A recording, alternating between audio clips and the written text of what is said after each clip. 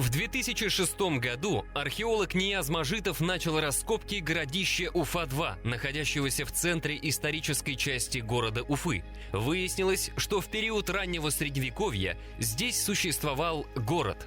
Неожиданно открывшийся ракурс на регион, как на некогда имевший урбанистический облик, стал настоящей сенсацией.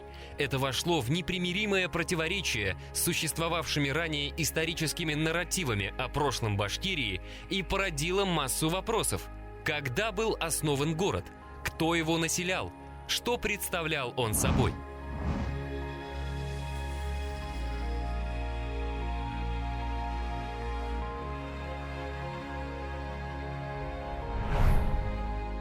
Флорид Абдулхаевич Сунгатов, кандидат исторических наук, археолог, автор монографии «Турбаслинская культура» к проблеме городов Южного Урала эпохи Средневековья и других работ, руководитель археологических раскопок городища Уфа-2 в 2006-2010 годах.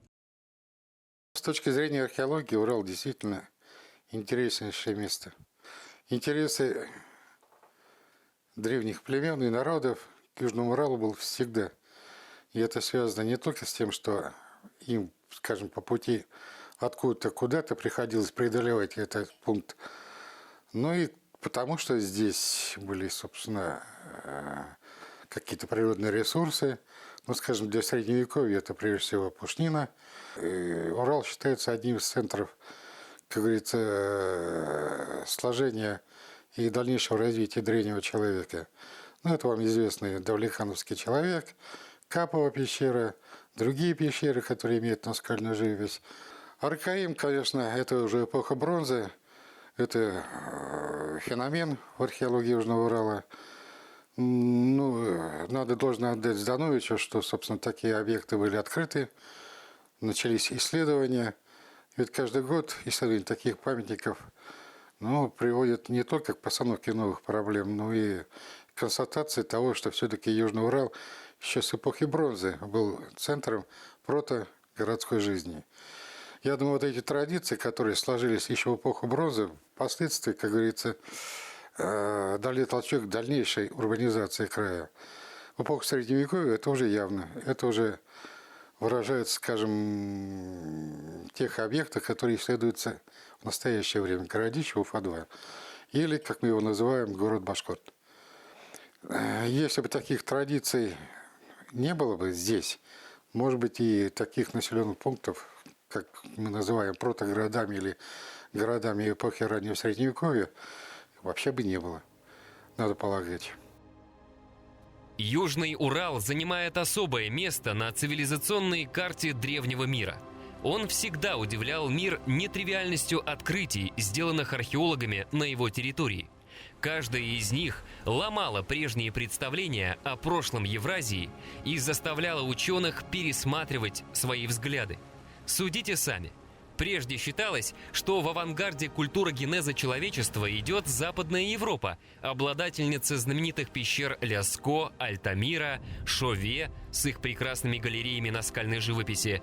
Однако рисунки Шульган-Таша разрушили это европоцентристское заблуждение.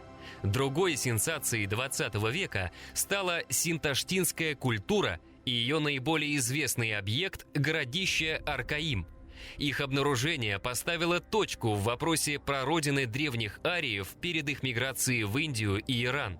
Материалы филипповских курганов, в которых был найден бесценный клад теперь уже знаменитых на весь мир золотых оленей, привел к признанию Южного Урала одним из центров политических объединений скифо-сарматов, потрясавших своими нашествиями Ближний Восток и Причерноморье. Наконец, раскопки городища Уфа-2 вызвали очередной переворот в представлениях о прошлом Башкирии. Появление данного объекта напрямую связано с так называемой турбаслинской культурой.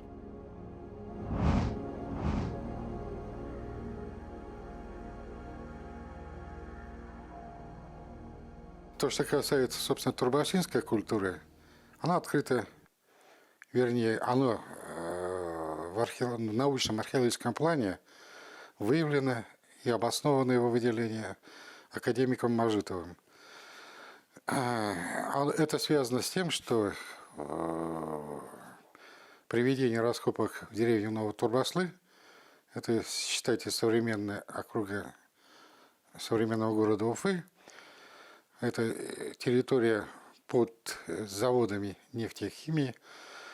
Вот, в ходе раскопок курганного могильника он получил материал, который позволил ему вот отдельно разрозненные такие артефакты, уже известные к тому времени, объединить в одно, достаточно узколокализованное, но культурное образование, которое получило по названию вот населенного пункта, где этот могильник копался, Турбаслинское назвать. Выявленная и обоснованная археологом Мажитовым в далеком 1957 году турбаслинская культура долгое время, как говорится, лежала в туне, ожидая своего исследователя. Помог случай. В связи с вызвавшими огромный резонанс раскопками филипповских курганов был увеличен штат отдела археологии Института истории языка и литературы, до этого составлявший всего 5 человек. Результатом стало то, что новым сотрудникам были поручены обойденные вниманием направления деятельности. Так молодой археолог Сунгатов взялся за изучение турбаслинской культуры. Турбаслы – это объекты, которые занимают территорию современного города Уфы. Тут большая часть объектов находится относимых к этой культуре. Ну и на север по реке Белой до Бирского могильника. В Бирске это, собственно, сам Бирский могильник, поздняя его часть, где среди носителей местного бахмутского населения появляются погребения, связанные с турбаслинской культурой. То есть это северо-северо-западная ориентировка.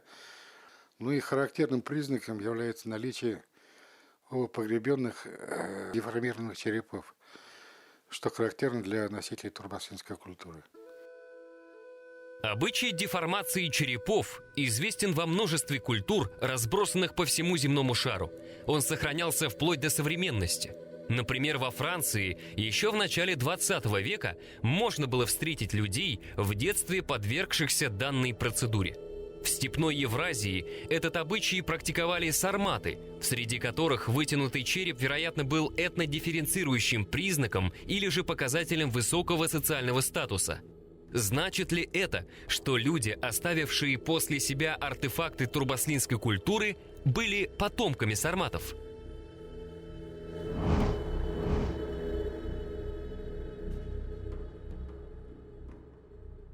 Археологи отмечают очевидную связь турбаслинской и джетеосарской культур.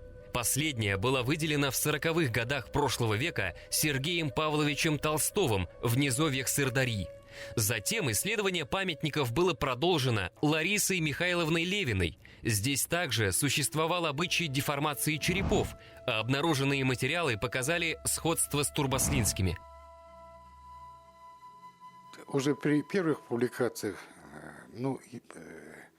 визуально уже наблюдалась явная связь культуры турбаслов и культуры джетеосар. Вот эту связь исследователи объясняли достаточно по-разному, но для меня сейчас, вот в настоящем времени, весьма интересным является вывод, сделанный Баталовым. И он был основан на том, что вот джетеосар – это и есть культура, которая сложилась в ходе оттока обратного на восток гунской орды. То есть тех гуннов, которые потерпели поражение в Европе. И вот наложение этого отступающего населения на восток отразилось на материалах джетеосарских могильников. Там действительно, вот если сделать такую сопоставительную таблицу, то в материальной культуре мы достаточно найдем много сходств. Начиная от ременной гарнитуры, там, украшений, буст, и всего остального подобного. Археология ведь не стоит на месте. Вот, скажем, в последние десятилетия археологи уже на территории Казахстана, но уже Мангышлака, выявляют новые объекты. Причем для меня было открытием, что территория Мангышлака тоже имеет достаточно такой широкий диапазон памятников, которые покрывают период 5-8 веков, то есть период существования турбаслинской культуры. И причем очень даже интересно было читать о том, что вот отдельный объект на территории Мангышлака, раскапывая ими, обосновывается как протогород, основанный теми же отступившими гуннами. И вот материал, конечно, там достаточно пока с точки зрения историко-источниковедческой базы узкая, но имеют и яркие такие предметы, которые тоже напрямую имеют связь с материалами турбасинских могильников. В V веке на территории Европы возникла держава гуннов во главе с вождем Атилой, которого европейцы прозвали бичом Божьим за то, что он потряс основы Римской империи и заставил ее платить себе дань. Однако после смерти последнего Гунский союз распался, и часть племен, пришедших с востока, двинулась в обратный путь. Да, истоки турбасинской культуры явно они связаны с теми событиями, которые происходили в Европе в связи с гунскими походами на запад. Вот. Разгром, поражение гуннов привело к тому, что в южно-русских степях начался процесс не только оттока, но и передвижения некоторых племен за Волгу в обратном направлении. Вот. Причем было и обратное движение с востока на запад. Тут не надо забывать о появлении уже так называемых прото- или ранних булгарских племен на том же Северном Кавказе. И считаю, что вот эти бурные события эпохи постгунских завоеваний привели к тому, что какая-то часть этого населения, которое обитало на этой территории, в южно-русских степях, в Северном Кавказе, привело к тому, что часть вот этого населения, отколовшись, осела здесь. Вот и здесь это один очаг, осевший, и два очага на территории современного Казахстана. Житасар и Мангышлак. С точки зрения антропологии, это европеоды. Но среди этих европеодов присутствуют представители с монголоидными признаками. Но их гораздо меньше, чем европеодов. Отступление гуннов из Европы совпало с возникновением в местах их оседания крепостей и различных поселений, в том числе городского типа. Один из них появился на месте городища Уфа-2.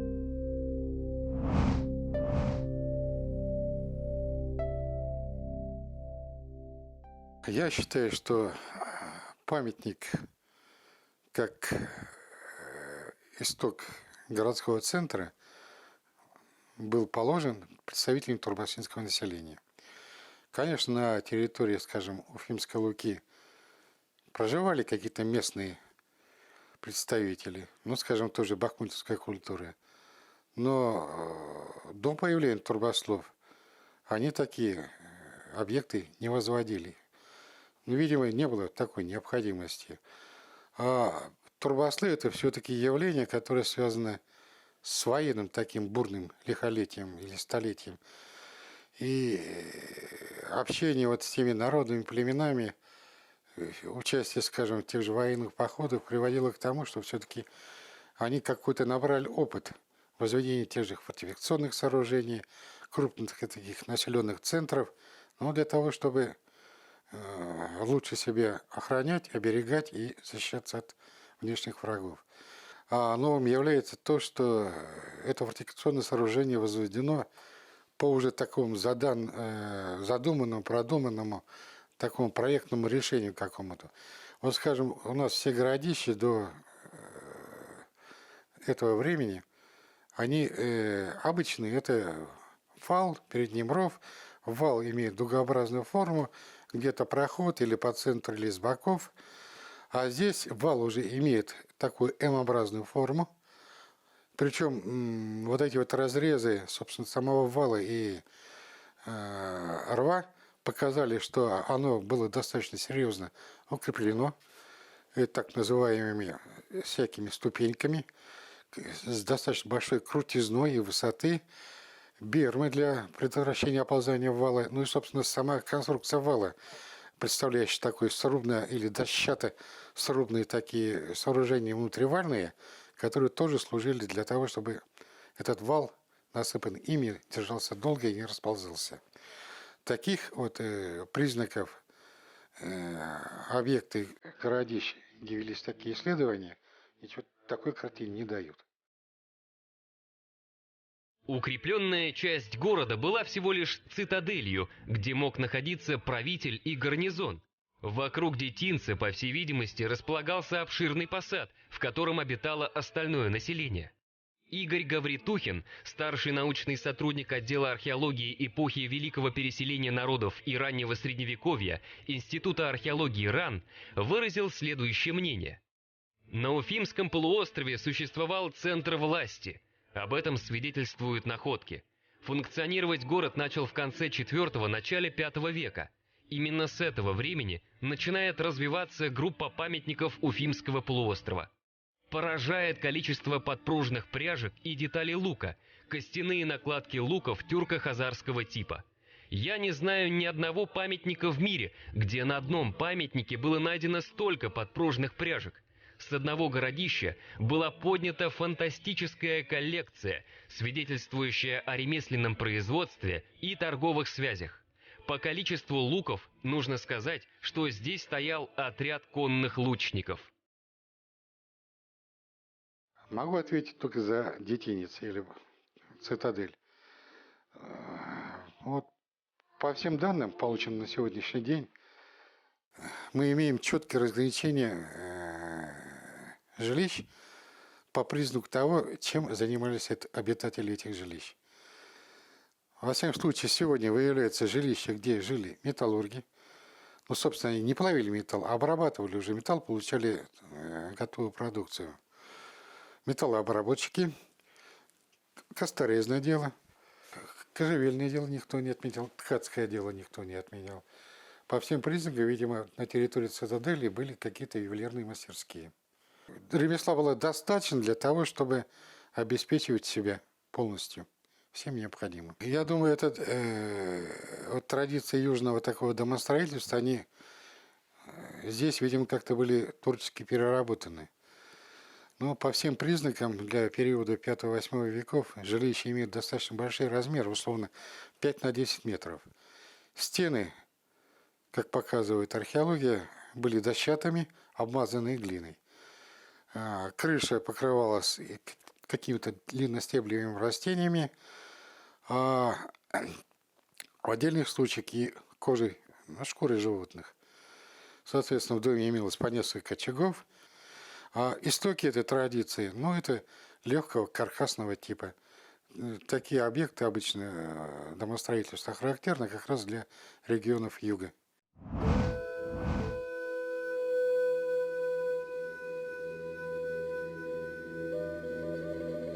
При раскопках городища Уфа-2 было обнаружено изображение мужчины, представляющее собой фрагмент барельефа или скульптуры с миндалевидными глазами и лихо закрученными усами. Из бирского могильника была извлечена бронзовая фигурка всадника, похожего на представителя южносибирского расового типа, характерного для тюрков. При том, что турбаслинцы были потомками сарматов, то есть европеоидами. Вот в Бирском могильнике в детском погребении была найдена уже бронзовая плоскостная фигурка, которая условно сейчас носит название «Бирский всадник». А по всем признакам, по всем параметрам на нем-то изображен тюрк на коне. Аналогии-то тоже мы имеем прямые. Такие всадники имеются под Ташкентом, на городище Канка и Южной Сибири. Это где-то 3-4-5 пунктов, не более того. И все они связаны с территорией тюркских каганатов. Как эта фигурка появилась на Южном Урале? Просто? Я не думаю. Во всяком случае, вот эти вот находки, они могут указывать на, может быть, начальный этап уже тюркизации Башкирского Приуралья. Да, европеоиды по антропологическим данным. Но кто по черепу и когда по черепу мог сказать, что они говорят вот на таком-то языке. Нет же таких? Нету. Вот если вы возьмете современный Кавказ, тот же Азербайджан, по антропологии они кто? И на каком языке сегодня говорят? А почему в раннем Средневековье не могло сложиться так, что пускай даже представители ираноязычного народа с точки зрения антропологии, по языку, извини, могли быть уже тюркоязычными? Арабский путешественник X века Ахмед ибн Фадлан отмечал наличие у башкир амулетов в виде фаллоса, что говорит о культе мужского начала, порождающего жизнь. Аналогичные верования существовали у многих древних народов – египтян, индийцев, греков и римлян. В материалах турбаслинской культуры имеются бронзовые фигурки, имеющие ярко выраженные признаки, атрибутирующие мужчину. Это, скорее всего, амулеты. Может быть, они носились на груди, потому что на отдельных предметах сзади есть ушко для того, чтобы продевать кожаный ремешок, и чтобы он у тебя на груди был, а других нет. Это фигурки с широко расставленными ногами и руками и с изображением одного причиндального места. Может быть, эти фигурки каким-то образом связаны с этим таким фаллическим культом? Может быть. Но это ладно, наши додумки.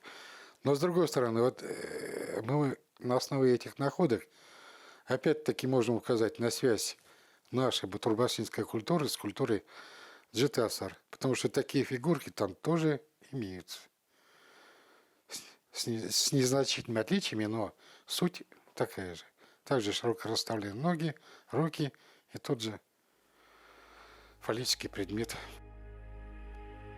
Турбаслинцы были военизированным сообществом, представлявшим собой, по всей видимости, экзогенную правящую элиту, имевшую собственный городской центр и повелевавшую окрестными финскими племенами. Академик Нияз Мажитов видел в них тюркоязычных прото-башкир, ставших ядром формирующегося башкирского этноса. Археолог Геннадий Гарустович утверждал, что турбаслинцы, потерпев поражение угров, предков мадьяр, в 8-9 веке отступили в горы, где положили начало башкирам племени Бурзян. Так или иначе, город продолжал существовать, поскольку о городах Башкирии затем писал знаменитый арабский географ XII века Мухаммед аль-Идриси, европейский картограф XIV века Авраам Крескес отметил в своем атласе город Башкирти, а персидский историк того же времени Хамдуллах Казвини упомянул город Башкорт. В период бытования города Башкорт, городищу Фадова, отношу ко всем эпохи Средневековья, и раннего, и позднего. Исходя из полученных материалов, можно говорить о том, что наиболее активно город жил, развивался в рамках V-X веков. Именно к этому периоду относятся большинство таких артефактов, которые имеют датирующее значение. После X века количество находок, относимых к периоду X, XV, XVI века, значительно меньше. Но, тем не менее, отдельные находки, те же пряжки X-XII веков, наконечники железные того же времени, это серьги периода эпохи Золотой Орды, так называемой, в виде знака вопроса, те же монеты эпохи Золотой Орды. Все это указывает на то, что город не прекратил свое существование, жил. Почему уменьшается количество находок этого времени и с чем это связано? Ну, тут можно по-разному объяснять. Я все-таки склонен к тому, что объект, который находится внутри города, в условиях плотной застройки и на территории, которая с точки зрения сельскохозяйства каждый год обрабатывалась, привело к тому, что эти находки постепенно терялись. Керамика, естественно, разрушалась, дробилась, а отдельные находки, если и находили, то, сами знаете, когда они попадают в частные руки, да, долго дома хранится, а потом это все теряется. Жители вот этих домов, где находится цитадель этого города, рассказывали, что они ведрами ведь носили все это, относили во враг, ссыпали вот эту вот тоже керамику. А керамика – это же такой основной материал, который может вот эти хронологические периоды покрыть. Ну, вот так сложилось. Мы ведь, когда приступали к раскопкам городища Уфа-2, этой методикой вообще не владели. Объект оказался сложнейшим. Мы полагали, что обычное городище, обычный культурный слой, однородный, может быть. А в итоге-то оказалось все не так, потому что не стык, то несколько слоев культурного такого явления, когда, видимо, надо было разбираться уже по 5, по 10 сантиметров, как это делают, скажем, товарищи археологи, копающие палеолит. Но сами понимаете, время было такое, когда нас и время подгоняло, и другие обстоятельства накладывались, когда мы копали площадями и штыками. А внося штык, мы теряли в этом пласте в 20 сантиметров достаточно много информации. Уже, к сожалению, безвозвратно потерянные. Но вот после нас там небольшие раскопки на городище или городе Башкорт проводятся, там у них уже методика немного изменилась. Они хотя бы сейчас пласты вскрывают по 10 сантиметров. Это уже хорошо. Это приводит к тому, что они выявляют уже достаточно больше, чем мы когда-то выявляли. Но нам повезло в том отношении, что мы все-таки наткнулись на те участки, которые позволили выявить, собственно, сами жилища, о которых мы мало что вообще никакой информации не имели. Это вообще было удивление, когда открылись те же деревянные мостовые, примыкающие к тем же домам. И вырисовалась картина квартальной застройки, то есть продуманной в архитектурном плане. Вот с этой точки зрения, опять-таки, этот город не имеет никаких аналогий за пределами не только нашей территории, но и всей Евразии. Это уникальнейший объект.